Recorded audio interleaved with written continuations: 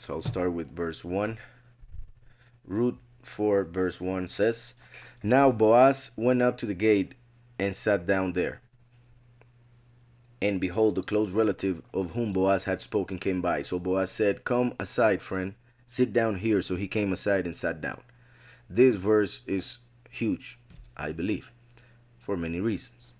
Once again, let me see in the Hebrew, it says, And Boaz went up to the door or to the gate. This is key because Yahushua said, I am the gate, I am the door and the good shepherd. Boaz is as the good shepherd, the second coming. That's why he has to go to the gate. He has to go to the door. And there is where he finds the first Redeemer. Because the first Redeemer represents the first manifestation of Yahweh. So the first Redeemer represents Yahushua, who happened to say that he is the door. That's why Boaz went to the door. And there he found the first Redeemer. So I hope uh, you are following me, because that is key. Also, there are a couple words that are found here that I may want to read a couple things from the concordance. When it says, well, and Boaz went up to the gate and he sat down there, and behold, the Redeemer was passing by. The Redeemer was passing by. That the one that Boaz was talking about. This is important because it shows, first of all, it doesn't say the first, it says the Redeemer, because Yahushua is the main Redeemer. The last is also redeemed through him. So the term Redeemer mainly belongs to Yahushua, even though he gives that right or that honor also to the last, because he becomes his messenger, therefore one with him, because of what he comes to do at the end. So that is key. First of all, that it says the Redeemer was passing by. The fact that also says that he sat there in Hebrew is Vayishev, Vayishev Sham, and he sat down there. Sham could be pronounced Shem and means name. So Sham means there. Shem means name. So we could be translated as, and Boaz, the last, went to the gate, Mashiach, and he sat on the name, meaning he got the name of Mashiach, Yahushua, as the foundation, as the cornerstone. That is incredible, I believe. And Boaz went up to the gate, as in the last went up to Mashiach, and he sat there, and he sat in the name, and he got the name of Mashiach as his cornerstone.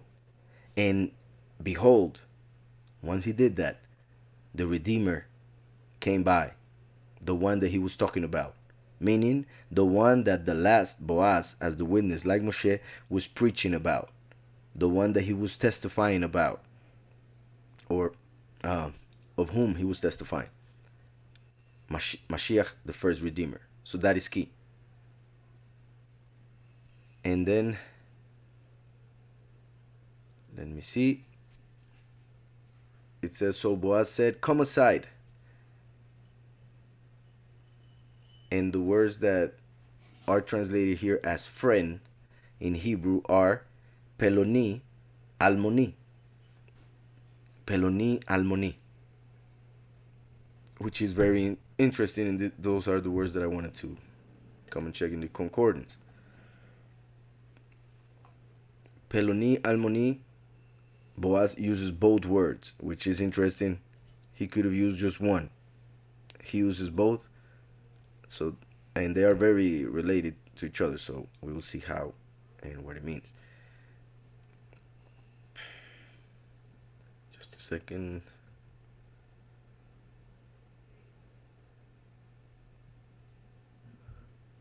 That is the verse. Yeah, verse 1.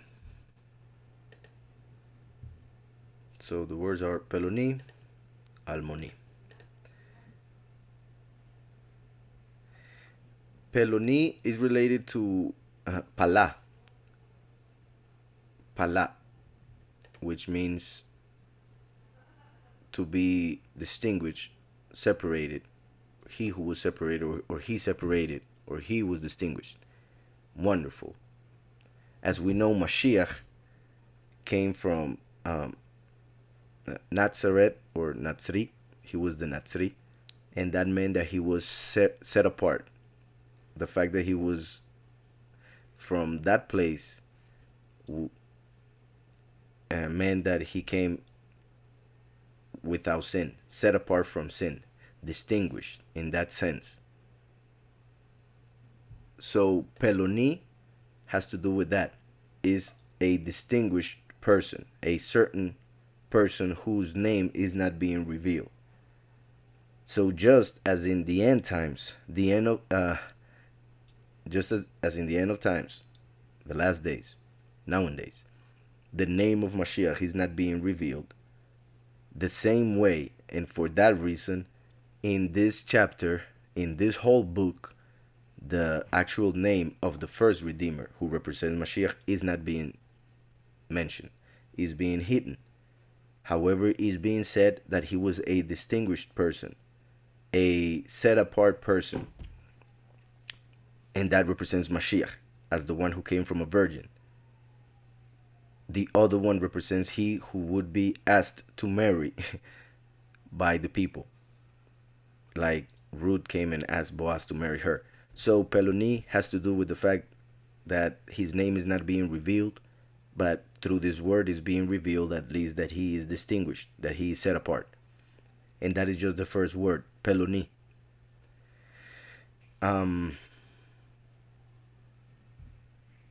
Almoni comes from Almon, which is translated as, well, as widowhood.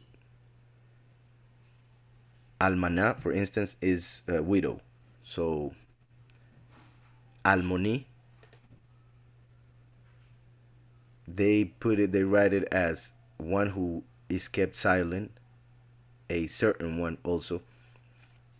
But it's interesting that it's related to a widow, or in this case, male, to widowhood. So, Peloni, Almoni, as we know, Ruth became a widow. Her husband died.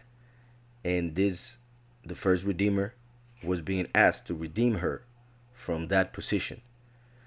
Just like the congregation of the many, they have been worshiping and being one with a spirit that is not the true Messiah. So when they realize that, and they realize that they have been going after the actual spirit of death, they will realize they are as a widow and they will need redemption. And that's when the last comes to redeem the many from death through the resurrection, which is the justification. So in the Peloni Almoni, we see a person whose name is not being revealed, who is distinguished and set apart, and who can redeem a widow.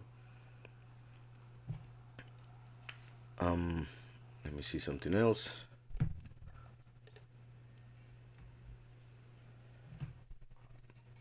Well, yeah. So the fact that his name is not being revealed is to show that in the end times, the name of Mashiach would not be known universally or by everybody. Only the few will actually accept it and follow it and invoke it and pray to it and everything. So, going back to the chapter, now Boaz went up to the gate and sat down there, and behold, the close Redeemer of whom Boaz had spoken came by. So Boaz said, "Come aside, Peloni Almoni." That represents Mashiach, whose name is not being revealed in the world. That's why the name of that man is not being revealed in the book also, because Boaz is one of the names of one of the two pillars of the temple of Yahweh. Therefore, Peloni Almoni represents the other pillar. And the name of the other pillar is Yakin. he who establishes, or he will establish. So one could say, because of the whole representation here, that the name of Peloni Almoni was Yakin. However, historically may not be the case. That's why his name is not being given. But mainly, I want to make that clear. Mainly, the point of his name not being on the book is that the name of Mashiach would be taken away from the translation of scriptures and from the doctrine of all the churches of nowadays. And he took 10 men of the elders of the city. 10 men, as in Moshe, who wrote the 10 commandments. And he took 10 men of the elders of the city and said, sit down here. So they sat down. Then he said to the close relative, verse 3, then he said to the Redeemer, Naomi, who has come back from the country of Moab, sold a piece of land which belonged to our brother Elimelech. As I said, Elimelech represented the first Satan, the first Elohim of the world. As we know, the world was under death for the first couple thousand years. The next 2,000 years was under the law and the prophets. And after that came Mashiach, bringing favor and truth. So Elimelech represents the material aspect of this reality. That's why it has to do with the land, with the world. Sold the piece of land which belonged to our brother Elimelech. And I thought to inform you, saying, buy it back in the presence of the inhabitants of the elders and the elders of the people. Here's a comment. It says, uncover your ear. So, I was reading, it says, and I thought to uncover your ear, to inform you, saying, buy it back in the presence of the inhabitants and the elders of my people, which is key also. The last talking about Israel as his people, even though he's about to redeem a Gentile. Buy it back in the presence of the inhabitants and the elders of my people. If you will redeem it, redeem it. But if you will not redeem it, then tell me that I may know. For there is no one but you to redeem it, and I am next after you. So this is key. This is the verse where we see that there are only two redeemers, the first and last. There are only two redeemers, two Mashiach, one through Yahudah, one through Joseph. The first is from Yahudah. He is the one that receives that honor. That's why Boaz himself went and asked him. In this case, Boaz was being wise, and he was first mentioning the part that he knew that the first Redeemer would want, which was the land. And he left the part regarding Ruth for the second part, which was, I repeat, a wise move in order to end up being him who would redeem her. So if you will redeem it, redeem it. But if you will not redeem it, another comment. So if you will not redeem it, then tell me that I may know, for there is no one but you to redeem it, and I am next after you.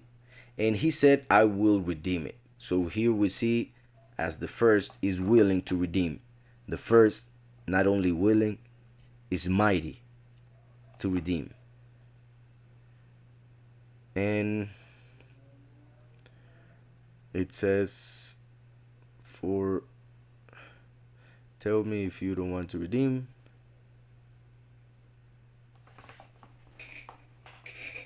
And I will redeem, and I'm next after you. When it says I am next after you, in Hebrew it says Ve'anochi achareicha, and I am after you, or I am last. Could be also translated, confirming the fact that represents the second coming, the last. And he said, I will redeem it. Then Boaz said, on the day, here's when he brought the second part, on the day you buy the field from the hand of Naomi, the field from the hand of Naomi. So even though was connected to the material part, it belonged to Naomi, which is the spirit. So basically, the last will get the world or the earth, the land, from the Ruach HaKodesh, through whom Yahweh created everything. So then Boaz said, on the day you buy the field from the hand of Naomi, you must also buy it from Ruth from Moab, the wife of the dead. The wife of the dead, representing the fact that is the congregation who was following the false Messiah until she realized it and had to go through the Great Tribulation. Of course, it doesn't mean the one that follows the false Messiah even until the point of getting the mark of the beast. I'm not talking about that type of people or church. The wife of the dead, to perpetuate the name of the dead through his inheritance, to raise up the name of the dead through his inheritance. This is key also, to raise up the name of the dead through his inheritance. Like I was saying, when it comes to the false doctrine in which the many are, and I already had explained what the two names of the husbands of Ruth and Orpah meant. One was sick and the other one wasting away. So sick and wasting away represent that spirit of error that is seeking in the congregations and wasting them away through the apostasy. But in this case, when it comes to the positive aspect of the interpretation of this verse, the congregation is basically the wife of Mashiach, who came to earth and was killed. So he is dead to this world. Even though he resurrected, he died when he came to this world to die to this reality, just like we died to this reality through him, even though we're still alive on it. So the fact that she is the wife of the dead and the last, or the redeemer, must raise up, as in resurrect or regenerate, the name of the dead, in this case the name of Mashiach, who died 2,000 years ago, through his inheritance, through his works. So the last, by redeeming the many, will be raising up the name of Mashiach, which is Yahushua. In Hebrew, verse 5, to raise up lehakim, from the verse, the verb kum, which has to do with the second coming. To raise up, kum. Lehakim, Shem, to raise up a name for he who died over his inheritance, over his people. So that once again has to do with the first and second coming. So verse 5, then Boaz said, on the day you buy the field, I already read that. Verse 6, and the close relative, or the redeemer, and the redeemer said, no, I cannot do that. You redeem it. So the redeemer said, I cannot redeem it for myself, lest I ruin my own inheritance. Since Mashiach had to fulfill the law to the letter, he cannot mix with that of the Gentiles. That's why, as I explained, he became the door for the Gentiles once he died. But when he came, before dying, he only was speaking to Israel, or regarding Israel. So here is as Mashiach was saying, I cannot be mixed with that, because I would ruin my own inheritance. So that's why Yahweh made the last, so that through the last, Ruth, or the many, can be part also of the sheepfold. So, and the Redeemer said, I cannot redeem it for myself, lest I ruin my own inheritance. You redeem my right of redemption for yourself. Listen to how it says, you redeem my right. So Yahushua is given the right to the last for him to also redeem. It is the right of Mashiach, the first, but he is giving it to the last, so that everything works in perfection without there being any imperfection. Hope that was clear. So that everything is perfected through him. So you redeem my right of redemption for yourself, for I cannot redeem it. Now this was the custom in former times in Israel concerning redeeming and exchanging. Redeeming and exchanging. To confirm anything, this is so important, so huge. To confirm anything. Because Mashiach came and with his blood he made a new covenant. He said, this is the blood of the new covenant which is spilled for the many, which are Ruth. The blood represents Ruth. That's why it's red, as the sin of the Gentiles who had to be cleansed to enter the kingdom. So Mashiach said, this is the blood of the new covenant which is spilled for the many. Daniel 9 says that the second coming, who comes as a prince, who comes as a thief in the night, as if he was a Roman, but is a Yahudi, just like Paul was a Roman in paper, but a Yahudi genetically. So the last will be a thief in the night coming from Rome, as in from a Gentile nation, being a Yahudi. So that is key because, as it says here, now this was the custom in former times in Israel concerning redeeming and exchanging, to confirm anything. In Daniel, it says that the prince that is coming will confirm the covenant. Now, Christians, just in case, Christians preach that that person that confirms the covenant is the Antichrist. That's what they say. That is not the truth. And I've explained that many times. Pretty soon I will upload again a article explaining all of that, all that chapter, at least the main part of it regarding the 70 weeks of Daniel.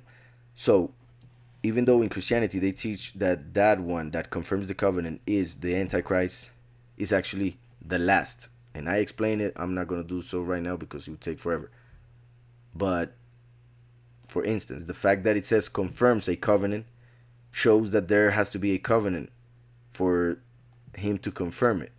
And that is not mentioned anywhere in scriptures, that the Antichrist or Satan makes a covenant that then he comes and confirms. No. But what we see is that Mashiach made a covenant with his blood for the many. And now in Daniel 9, the Nagid, the prince, comes to confirm a covenant with the many. So it's the same wording.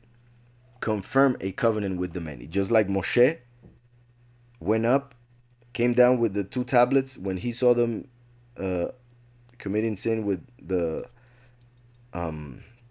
golden calf. He threw away the tablets. They broke. 40 days after, he had to go back to get a new set of tablets, meaning he had to come and confirm 40 days after, meaning 40 jubilees, which are 2,000 years after, he had to confirm the covenant. So Yahushua made the covenant with his blood. The last comes and confirms the covenant. That's why Boaz, as the last, is confirming right here the covenant. As it says, to confirm anything, one man took off his sandal and gave it to the other. And this was a confirmation in Israel. As I said, a sandal represents the doctrine, the good news, as we see in Ephesians. So, now this was the custom in former times in Israel concerning redeeming and exchanging. To confirm anything, one man took off his sandal and gave it to the other, and this was a confirmation in Israel. This was a confirmation. So, we see that the last confirms the covenant with the many through the first. Confirms the covenant that he wanted to do with Ruth by going through the first Redeemer. Verse 8, therefore the Redeemer said to Boaz, buy it for yourself. So he took off his sandal. And Boaz said to the elders and all the people, you are witnesses this day that I have bought all that was Elimelech's, and all that was Chilion's and Malon's from the hand of Naomi. This is huge because in order for the first to remain set apart, he needs to send the last to make the many enter.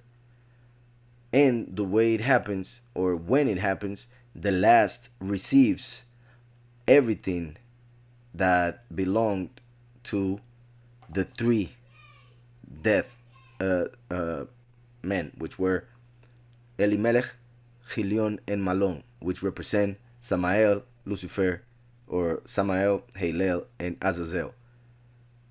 So everything that was theirs will fall in the hands of the last through the right that is given to him by the first, Yahushua. And this is key because we also see it in Genesis 49, in the blessing for Yosef. There is a huge blessing that Jacob gives him. And I'm going to read part of it. In Genesis 49, when we read about Yosef, it says, Yosef is a fruitful bow, fruitful bow by a well. That well is Mashiach, the well of life. So this shows that when the descendant of Joseph appears, that well of life would already be available for him to be next to it and be a fruitful bow. That's why he is the branch of David, even though he comes from Yosef, because in Yahushua there is no Greek nor Yahudi. We are all one. Yahushua came from Yahudah. Therefore, the last who comes genetically from Yosef by being in Yahushua is a Yahudi. So he has two tribes as Mordecai and Paul and other people in scriptures that we find that are mentioned as having two tribes or connected to two tribes. So Yosef is a fruitful bow by a well. His branches run over the wall. So there he not only has fruit inside, which are the few, but he also has fruit outside of the wall, which are the many. The archers have bitterly grieved him because he comes with a bow. That's why those who use a bow for war will hate him, bitterly grieved him. As we see in Revelation 6, Christians say that that is the Antichrist also. That is wrong. And I have explained it, and eventually I will keep on explaining it here as we read more and more of scriptures. So his branches run over the wall. The archers have bitterly grieved him, shot at him, and hated him. But his bow remained in strength. So he will remain, as it says, he will go out conquering and to conquer. He will be the overcomer. That's why his bow remained in strength. And the arms of his hands were made strong by the hands of the mighty Elohe of Jacob. So he was given strength through Mashiach. From there is the shepherd, the stone of Israel, the cornerstone, Mashiach, Yahushua. By the Elohim of your father, and here comes the part that I was talking about, by the Elohim of your father who will help you, and by the Almighty who will bless you. Here comes the blessing, the main blessing. With blessings of heaven above, that is one. Blessings of the deep that lies beneath. So it would be with blessings of heaven above, as in, for instance, the second heaven where Halel still rules over the world, and he's about to fall in Revelation 12. Blessings of the deep that lies beneath, as in the blessings of the abyss where Abaddon or Azazel is right now, and he will come out in the fifth trumpet. Blessings of the breasts and of the womb, as in the blessings of the material things, as in Samael. Then it says, the blessings of your father have excelled the blessings of my ancestors, as in the blessings of the last will be greater than those of the first, because what the first does is to make everything better, basically. The blessing, more power, mercy, etc. So the blessings of your father have excelled the blessings of my ancestors. Up to the utmost bound of the everlasting hills, they shall be on the head of Joseph.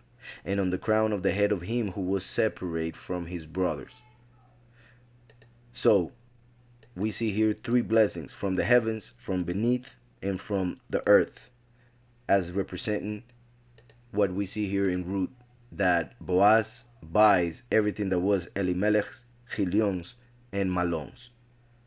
So the three blessings that are given to the descendant of Joseph. You are witnesses this day that I have bought all that was Elimelech's, and all that was Chilion's and Malon's, from the hand of Naomi. Moreover, Ruth from Moab, the widow of Malon, I have acquired as my wife. So he's saying, I got everything that was theirs, plus a bride, which is Ruth. The widow of Malon I have acquired as my wife, to perpetuate the name of the dead through his inheritance. Basically, to raise up the name of the dead through his inheritance. So, the last will take the many, and could also, for other reasons, even include the nations. So the last will have the many as the bride, just like Yahushua the few as his bride. And that is so that the name of Mashiach, Yahushua, will not only be over the few, but also over the many, to raise up over them the name of he who died for them 2,000 years ago, to perpetuate the name, to raise up the name of the dead through his inheritance, that the name of the dead may not be cut off from among his brethren, just as the world has done with the name of Mashiach. They have cut off his name and used another name. Also, they have done that with the name of the Father. And we see how important it is that we do not cut off his name, that the name of the dead may not be cut off from among his brethren, and from his position at the gate, from his position at the gate, because Mashiach is the gate, his position as the way to Yahweh, because there is only one way to Yahweh, and there is only one name given to men through which they can be saved, because he was given the name which is above every name. So if they change the name, they change the position of the gate, they change the way, and when they go through that different way, they won't get it, they won't make it to Yahweh. So in this verse there's also a comment, probably his civic office. It says here, may not be cut off from among his brethren, and from his position at the gate, so that the name of Mashiach and the name of Yahweh will remain set apart and honored as they must and should. You are witnesses this day. That is verse 10. Eidim atem hayom. Witnesses you are today. Verse 11, and all the people who were at the gate and the elders said, we are witnesses. We are witnesses. Yahweh, make the woman who is coming to your house like Rachel and Leah. This is huge. They could have said, make the woman like Sarah or like Rivka. There are reasons why they did not say that also, but in the spiritual sense, it is huge that they said this, because like I have explained many times, Yahushua is represented by Yitzhak. The last is represented by Jacob. Rachel and Leah were Jacob's wives. So the fact that they're saying this here is to show that Boaz is as Jacob, and they both are as the last, the second coming. Just like the first is as Yitzhak.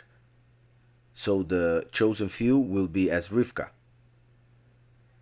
Here, it's interesting that it's saying one woman to make her like two, because Ruth, in one sense, represents the few that marry the first. In another sense, the many that marry the last. That's why Ruth is both as Rachel and Leah. So this is key. This is very important. And all the people who were at the gate and the elders said, we are witnesses. Yahweh make the woman who is coming to your house like Rachel and Leah, the two who built the house of Israel. So, like the few and the many, through whom the temple of Yahweh is being built, being one, each and every person, a stone, that is the few, and each and every vessel within the temple, the many, as in the body and the blood, the wheat and the grapes, the lechem and the wine, the bread and wine. So, Yahweh make the woman who is coming to your house like Rachel and Leah, the two who built the house of Israel, showing how Boaz would build the house of Israel, just like Zerubbabel was promised to do so, representing the second coming. The two who build the house of Israel. And may you prosper in Ephratah, connecting Boaz to Ephraim, like I already said that the last comes from Ephraim. And may you prosper in Ephratah, and be famous in Bethlehem, be famous in the house of bread, meaning in the temple, meaning in the congregation. May your house be like the house of Perez. This is also important because Mashiach came from Perez. So he's saying, may your house be like the house of Mashiach, meaning may you be one with Mashiach, and therefore your congregation be the same as that of Mashiach. May your house be like that house, like the house of Perez, whom Tamar bore to Yahudah, because of the offspring which Yahweh will give you from this young woman. So here connects Boaz to Mashiach and connects him to the second coming through what he said first. So may your house be like the house of Perez, whom Tamar bore to Yahudah, because of the offspring which Yahweh will give you from this young woman, meaning the body of Mashiach, because from Perez came Mashiach. So Boaz took Ruth, and she became his wife. And when he went into her, Yahweh gave her conception. So when he went into her, she conceived, and she bore a son. Then the woman said to Naomi, blessed be Yahweh, who has not left you this day without a redeemer. In this case, without a sustainer. No, yeah. In this case, is redeemer. Sustainer is in verse 15. So this is important also because Ruth is the one who conceived. However, when they bless the name of Yahweh, they do so talking to Naomi. Naomi representing the spirit, representing the people of Israel. Now Naomi is blessing Yahweh because she is going to have a descendant whom she would not have had otherwise without Ruth marrying Boaz. So this shows how Yahudah will be one with those who believe in Mashiach, even though in the flesh they were Gentiles, because the descendants of Israel will come from the Gentiles, just as Israel is spread throughout all the Gentile nations. So it is important that even though Ruth conceived, they blessed Naomi. So then the woman said to Naomi, blessed be Yahweh, who has not left you this day without a redeemer, as in the last. And may his name be famous in Israel. So just as Mashiach in Revelation says that he will have a new name at the end of times, when he comes through the last, he will receive a new name. We are seeing here that just like the name of Mashiach who died for us must be raised up and honored, after the last dies and resurrects, his name will also be honored. Just like Yakin and Boaz were two pillars at the temple that were raised up. So then the women said to Naomi, blessed be Yahweh, who has not left you this day without a redeemer, and may his name be famous in Israel. May his name be famous in Israel. And may his name be called in Israel. As in, when we call the name of Yahushua, we call Yahweh in the name of Yahushua for our prayers. So, in a similar way, for something, Yahweh will use the name of the last, as it is being said here that his name will be called. People will have to invoke the name of the last. So, it says, and his name will be called in Israel. And may he be to you a restorer of life and a sustainer of your old age, meaning of eternity.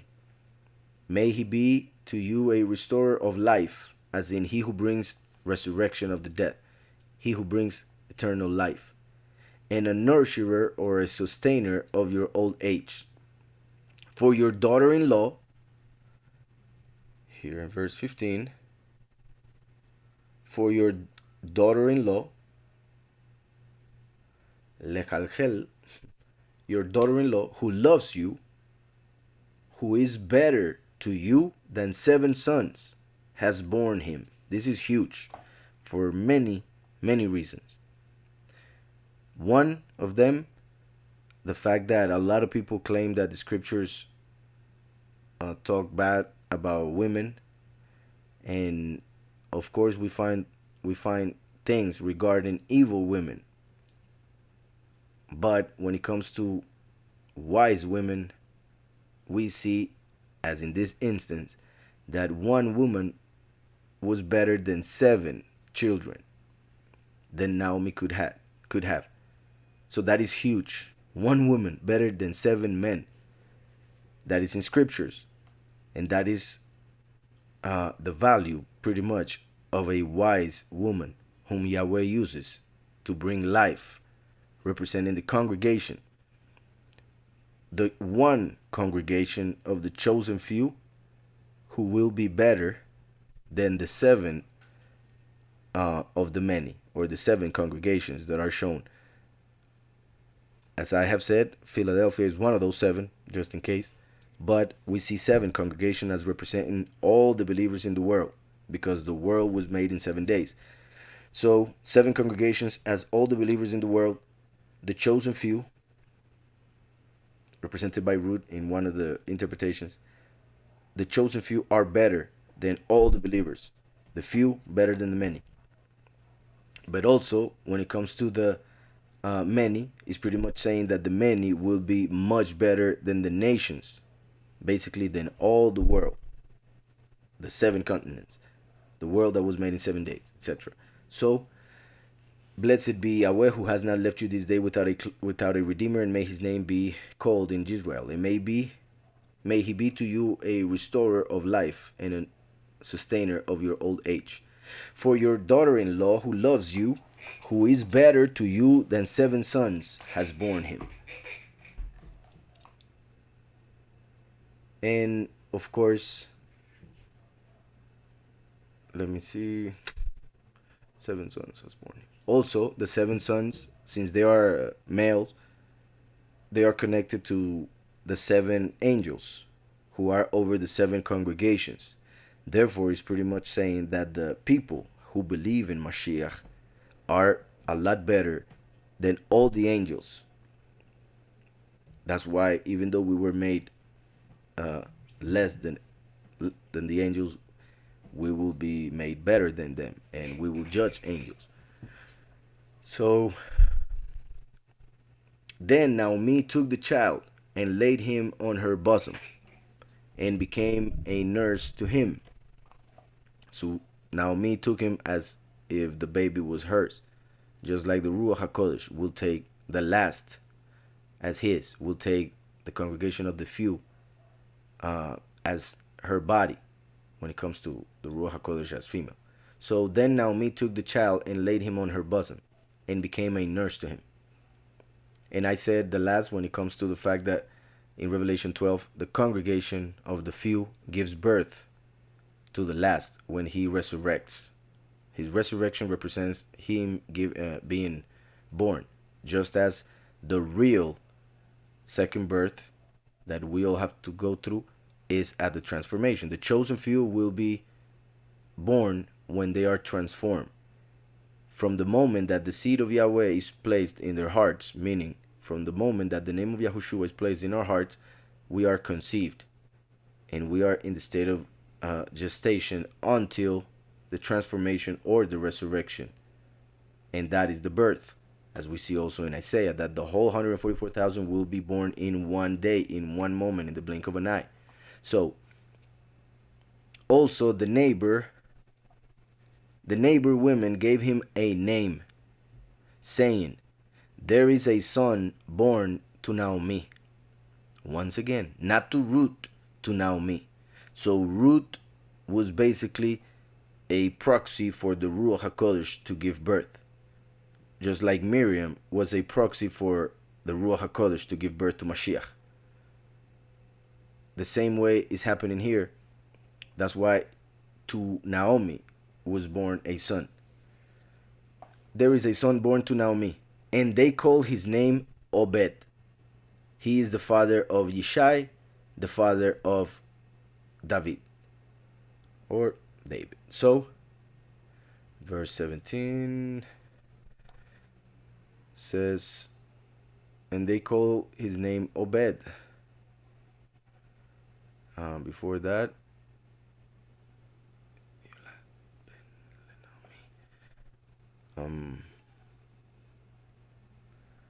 yeah. So Obed means servant. So there is a son born to Naomi, and they call his name Obed. He is the father of Yishai, the father of David. So from him came David. And that is key, because from him then also came genetically Mashiach himself. So we see how his whole story, Boaz's story, represents the story of the last. But through Boaz, genetically, came the first. Because what is fulfilled with one spiritually is fulfilled with the other one physically, and vice versa. So through Boaz came Mashiach the first, Yahushua, because he came from David genetically. However, like I said, Boaz represents the last, who happens to become the branch of David. That's why he's connected to David also. And the names here, at least Naomi, Obed, Yishai, and David, could be translated as the pleasant one is he who came to serve, whom I possess is he who I love, or the loved one, which is David. And then verse 18 says, now this is the genealogy of Peretz, he who made a who opened a breach, just like Mashiach opened a door to Yahweh. That's the meaning of Peretz. Now this is the genealogy of Peretz. Peretz begat Hezron, Hezron begat Ram, and Ram begat Aminadab. Aminadab begat Nashon. Nashon begat Salmon. Salmon begat Boaz, and Boaz begat Obed. Obed begat Yishai, and Yishai begat David. David HaMelech. So here we see that Peretz, from him, and it is interesting that it mentions Peretz because it was mentioned previously, and because of what we were about to see with the names. But the fact that I said, is also so much I want to say. In the story where Peretz is born in Genesis 38, that whole chapter represents the last 2,000 years, the apostasy. So it's interesting that it's being mentioned here in the story of one who represents the last, who comes at the end of the apostasy. He's called a servant, Obed, the son at least, because he comes as a servant but becomes a son, becomes the branch of David. That's why through a servant Yahweh came to possess Yishai, David, the loved one. Now when it comes to the meaning of the names from chapter 18, we see Peretz, Hezron, Ram, Aminadab, Nashon, Salmon, Boaz, Obed, Yishai, and David. Those are 10 names to represent, once again, confirming the pact, confirming the covenant of the 10 commandments given in 2 tablets, confirming the fact that Boaz in this case would be also as Abraham, who went through 10 different tests. And when it comes to the meanings of the names, from 18, we're going to see the names Fares, Hezron, Ram, Aminadab, Nashon, Salmon, Boaz, Obed, Ishai, and David. So I'm going to read the meanings of those names in order to see basically another interpretation of what Yahweh is trying to tell us through this genealogy and why he started with Peretz. So is starting with Peretz, it could be translated as breach or dispersion. So after that comes Hezron, which means surrounded by a wall or enclosed, as in protected. So also could be said when it comes to Peretz and Hezron, there was a breach made in the surrounded wall. So there was a hole, a door made in the wall that was separating us from the Father. That breach was made by Yahushua, who is the door, the way. Ram means exalted. Aminadab means my brother is a prince. Nachshon means enchanter, as in he who enchants a serpent. Salmon means garment.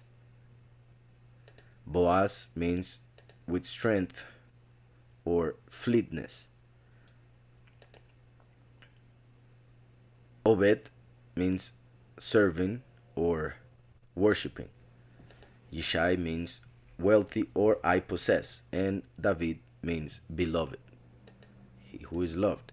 So by seeing all the names, the meanings,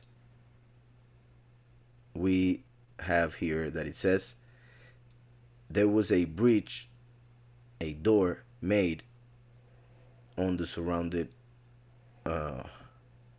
wall, or there was a breach made in the wall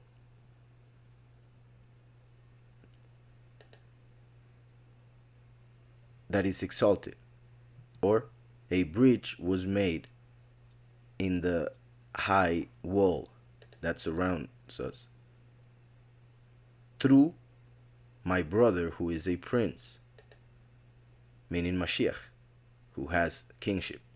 He who enchants the serpent, meaning he who can control the serpent.